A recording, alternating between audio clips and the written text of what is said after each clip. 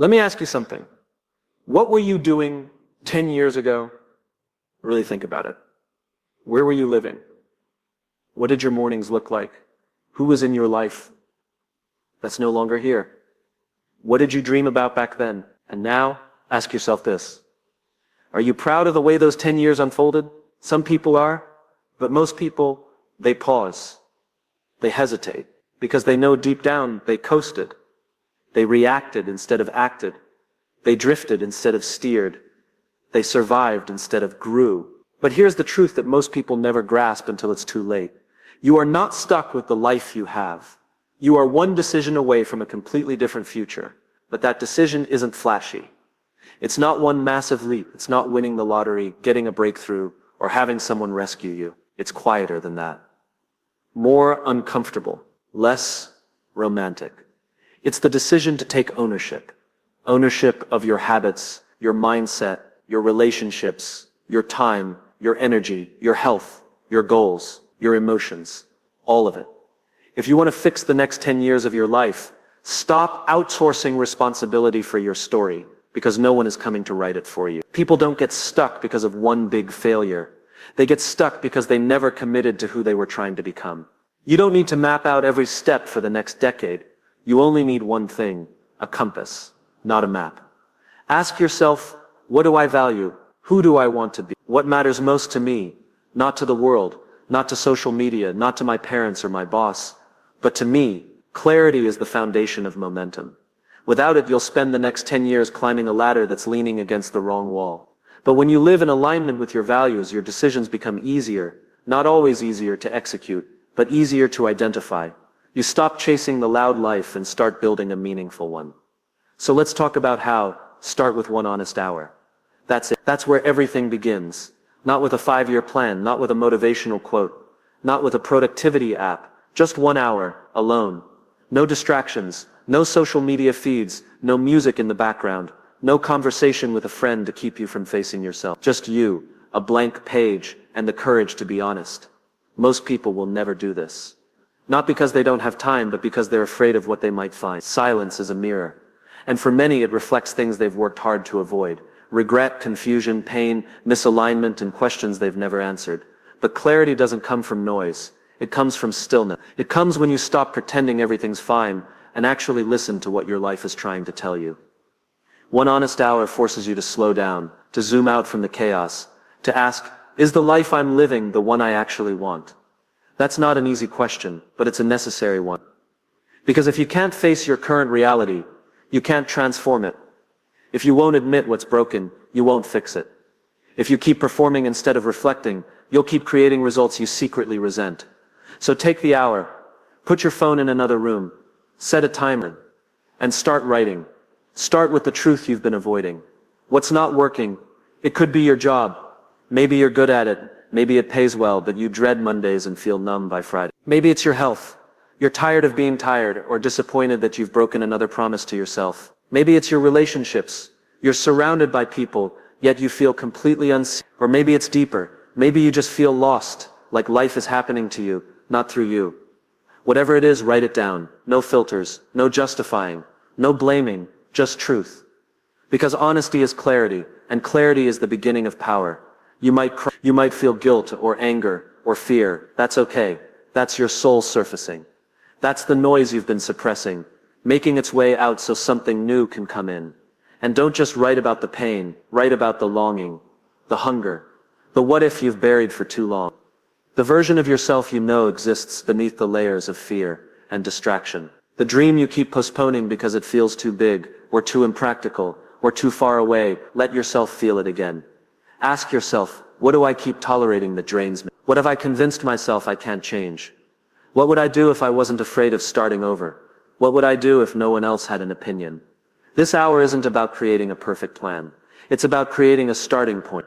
Because once you're honest with yourself, your excuses lose their grip. Once you see clearly, you can no longer stay in denial. You can no longer live on autopilot and pretend you don't know what needs to shift. The truth will make you uncomfortable, but eventually, it will set you free. And the most powerful part, once you've had one honest hour, you'll want another, and another. And soon, self-honesty won't feel like a breakdown. It'll feel like a breakthrough. It won't feel like shame. It'll feel like alignment, like integrity, like peace. That one honest hour can change the course of your next 10 years, because it reconnects you to what matters, to who you are, to where you're going. No one can give you that, but you. No mentor, no book, no external validation, just you, facing you. So take the hour, sit with your truth, let the silence speak. Because you can't build a future you love if you keep lying about your present. Goals are exciting, they're energizing, they give us something to chase, something to talk about, something to post. But here's the hard truth most people miss. Goals don't fix your life, systems do. You can write down the perfect goal, lose 20 pounds, start a business, save more money, read 50 books, meditate every day. The goal itself is not the problem. The issue is how we go about achieving it. Or more accurately, how we don't. We keep setting goals without changing the environment we live in. We want new outcomes, but we cling to old systems. And that's why nothing changes. The goal might inspire you for a moment, but your system, the day-to-day structure of your life, is what either sustains change or sabotages it. A system is everything that surrounds your behavior, your habits, your routines, your inputs, your energy flow, the people you interact with, the triggers in your space, your sleep, your diet, your calendar, and most importantly, your beliefs. If your system doesn't align with your goal will eventually lose, always. Let's say your goal is to write a book in the next year. That sounds amazing. But you don't block time for writing. Your phone is full of notifications. You tell yourself you're not creative unless you feel inspired. You have no accountability. That's not a writing goal. That's a setup for failure, disguised as ambition. But if your system includes writing for 30 minutes, every morning at the same time, in the same place, distraction-free, then you're no longer hoping to write a book. You're building it, one page at a time. You see the difference. Goals live in your mind, systems live in your life. Want to lose weight? Changing your mindset is great, but if your system still includes junk food in the kitchen, erratic sleep, and no plan for exercise, it won't matter what motivational quote you read. The system is still wired to keep you where you are. This is where most people get stuck. They think their lack of results means they're not trying hard enough. They beat themselves up. But the truth is, they're not broken. Their system is. If you want to fix the next 10 years of your life, stop asking what should I want, and start asking what is the system I need to live that goal consistently. Start small, one change at a time. You don't have to overhaul your life overnight. In fact, you shouldn't. Systems thrive on consistency, not intensity. It's not about making radical moves for 3 days. It's about small moves you repeat every single day until they become automatic. And don't just focus on adding new habits. Sometimes the biggest breakthroughs come from removing things. Maybe your system includes too much scrolling, too many late nights, too many yeses to people who drain you, too many tasks that keep you busy but not fulfilled. Every part of your system either brings you closer to who you want to be, or keeps you stuck in who you were. Design your environment to make your goals easier to achieve. If you want to read more, put books where you can see them, and turn your phone off at night. If you want to eat better, prep your meals and remove the temptations. If you want to save money, automate your saving. Don't rely on willpower, rely on design. And here's the deeper truth. When you change your system, you change your identity. You stop thinking like someone who wants change, and start acting like someone who embodies it. The gym isn't something you go to anymore, it's just who you are. Writing isn't a goal, it's a daily rhythm. Leadership isn't something you hope for, it's something you practice every day. Change doesn't come from setting goals, it comes from creating systems that make success inevitable. So yes, keep setting goals, dream big, but then go deeper. Because if you want the next 10 years to look different, you can't just want different results. You have to live by different systems. Look around you. Think about the 5 people you talk to the most, confide in, work alongside, or spend your evenings with. Now ask yourself this. Do they reflect who you want to become, or who you used to be? Your life is shaped, not just by what you do, but by who you do it with. If you want to fix the next 10 years of your life, you have to audit your circle. Not because you're better than others, but because your energy is too valuable to be spent in the wrong environments. Most people never take inventory of their relationships. They hold on out of guilt, history, or habit. But just because someone's been in your life for a long time, doesn't mean they're meant to stay in your future. There are 2 kinds of people in your life. Expanders and limiters. Expanders challenge you. They don't let you settle. They see your potential even when you can't. They push you, not in a critical way but in a loving, truthful way. They ask deeper questions. They make you think. They hold you accountable. And most importantly, they grow with you. Then there are limiters. These are the people who constantly complain, but never change. They thrive on gossip, not growth. They distract you, drain you, or discourage you every time you try to elevate. They don't want you to outgrow the version of yourself that makes them comfortable. So they keep pulling you back with subtle comments, jokes masked as criticism, or constant negativity. Now that doesn't make them bad people. It just means they're not the right people for the direction you're going. If your inner circle isn't aligned with your vision will suffer. Because here's the truth. You will always adapt to the standards of your circle. If everyone around you makes excuses, you will too. If everyone around you aims higher, you'll rise just to keep up. It's human nature. We match energy. We reflect expectation. We become what we're surrounded by, whether consciously or not. So it's time for a serious audit. Ask yourself, who makes me feel lighter, more focused and more alive after I spend time with them? Who makes me feel smaller, stuck, or more chaotic? Who supports my growth, even when it's inconvenient for them? Who do I feel I'm always explaining, or shrinking myself around? And the most powerful question, if I wasn't already connected to this person, would I choose them again today? This isn't about cutting people off impulsively. It's about realigning. It's about protecting your space, your goals, and your peace. You can love people and still create distance. You can wish people well and still decide they don't belong in your core circle. Once you audit your circle, start curating a new one. Find people who are obsessed with improvement, people who speak with intention, people who take responsibility for their lives, people who are comfortable seeing others win, because they're building too, people who talk about ideas, more than people. You don't need dozens of these. Even 2 or 3 aligned souls can shift your entire momentum. And if you can't find them in your real life right now, seek them in books, in podcasts, in content that expands your thinking, until you attract the right people in real time.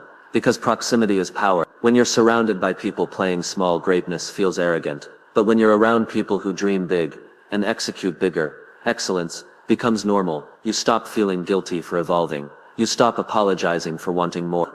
You start expecting more from yourself and from your life. You don't owe anyone access to your future just because they were comfortable in your past. Growth will cost you certain connections, and that's okay. It's not betrayal, it's alignment. So if you're serious about changing the next 10 years, don't just work on your goals, work on your circle, because you can have the right vision, the right plan, and the right drive. But if you're surrounded by the wrong people, it will always be an uphill battle. Success is not glamorous. It's not dramatic. It doesn't come with fireworks or applause. Success is quiet, consistent, and if we're being brutally honest, boring. And until you fall in love with boring, you will never build anything meaningful. Most people don't fail because they're not talented. They fail because they can't stay committed when the excitement fades. They want change, but only when it feels good. They want discipline, but only when it's convenient. They want results, but not the repetition. So they start and stop, chasing momentum without ever building it. If you want to fix your next 10 years, you have to stop chasing intensity and start honoring consistency. The real transformation happens in the mundane. Waking up early when no one is watching, showing up to the gym when your motivation is gone, sitting down to write when your brain feels empty, choosing the salad instead of the junk food, turning off the phone instead of scrolling for hours, repeating the same habit day after day after day, not because it's exciting, but because it's necessary. That's the stuff no one posts about. That's the work that builds a foundation so strong, success becomes inevitable. But we've been trained to crave novelty. We live in a culture that rewards the shiny, the new, the fast. So when progress feels slow, we think we're failing. When the routine feels dull, we think we're off track. We forget that mastery is repetition. Growth is consistency. Excellence is boring. The greatest athletes in the world practice the same drills every day. The most successful entrepreneurs review the same numbers, fix the same systems, and make the same calls over and over. Writers, speakers rehearse, leaders meet, builders build. There's no shortcut, there's no hack, just process. And you don't rise to the level of your goals, you fall to the level of your habits. So fall in love with boring, fall in love with the early mornings, when no one's clapped, the silent grind that no one celebrates, the ordinary days that stack into an extraordinary life. That's where the real edge is, not in talent, not in inspiration, but in the ability to repeat the right things long enough to win. The people who win are not the ones who feel inspired every day. They're the ones who keep showing up when they don't. Boring is what builds trust with yourself. Every time you repeat a small habit, you prove to yourself, I follow through. I don't need hype. I don't need validation. I show up because I said I will. That internal trust compounds into confidence, and confidence breeds resilience. Eventually, the habits that felt hard become automatic. The resistance fades. You stop negotiating with yourself, because this is just who you are now. You don't need motivation to brush your teeth, and when your systems are dialed in, you won't need motivation to write, to work, to study, to train, or to lead. That's the power of loving boring. It turns effort into identity. But here's the key. Boring doesn't mean meaningless. In fact, it's the opposite. The most meaningful things in life, health, relationships, purpose, mastery, are built in the boring moments. The check-ins, the planning, the listening, the training, the showing up when no one is watching. You won't remember every step. But 10 years from now, you'll look back and realize it wasn't the big moments that changed your life. It was the boring ones. The ones you almost skipped. The ones you didn't feel like doing, but did anyway. That's how you fix your future. Not by waiting to feel ready. Not by chasing motivation, but by doing the small boring things so consistently that they become the scaffolding of a life you're proud to live. So stop searching for excitement. Fall in love with boring and watch everything change. Let go of the timeline. Let go of the pressure to be further ahead by now. Let go of the internal scoreboard that tells you you're behind, that everyone else is winning, that your life is somehow off schedule. Because here's the truth. There is no universal timeline. There's no master clock ticking above your head, measuring your progress against the world's expectations. That voice in your head, telling you you're late, it's not wisdom. It's fear disguised as urgency. We've been conditioned to believe that life is linear. Go to school by this age. Get a job by that age. Be married by 30. Own a house by 35. Be successful before 40. If you're not checking the boxes in order, you must be failing. If you're not hitting milestones on time, you must be lost. But timelines are not truth. They are social constructs, built by comparison, and reinforced by pressure. Letting go of the timeline doesn't mean you stop growing. It means you stop rushing. It means you stop measuring your worth by how fast you get somewhere, and start measuring it by how aligned you are when you get there. Because what's the point of arriving early if you end up in the wrong place? The next 10 years of your life will not be defined by how quickly you reach your goals, but by how deeply you live them. You don't need speed. You need direction. You need alignment. You need patience with urgency, the willingness to move forward with purpose, without the desperation of a ticking clock. Some people will peak early. Others will bloom late. Some will rise, fall, and rise again. That doesn't make them better or worse. It makes them human. And your timing is yours for a reason. You don't need to keep pace with anyone. You need to stay in rhythm with yourself. Progress is personal. Just because someone started a business at 25 doesn't mean you should. Just because someone got married at 28 doesn't mean you're behind. If you're still finding yourself at 35, just because someone else figured out their passion early doesn't mean yours won't unfold in a deeper, more meaningful way when you're actually ready for it. The obsession with timelines creates anxiety, not achievement. It pushes people to chase what they're supposed to want instead of what they're meant to build. It keeps people stuck in comparison, staring sideways instead of moving forward. But you don't grow by looking at other people's timelines. You grow by being present in your own. You can't build anything sustainable while rushing. You miss the lessons. You skip the preparation. And when you get what you wanted, you won't be able to handle it because you didn't build the character to hold it. Growth takes time. Deep change requires patience. Healing takes seasons. Mastery is slow. Becoming someone you're proud of is not a one-month project. It's a decade-long journey of alignment, trial, error, learning, and evolving. And sometimes delays are the most powerful form of protection. What feels like a setback might be a setup for something better. What feels like being behind might be the space you needed to develop the strength, wisdom, and clarity to step into the future you actually want. So let go of the rush. Let go of the panic.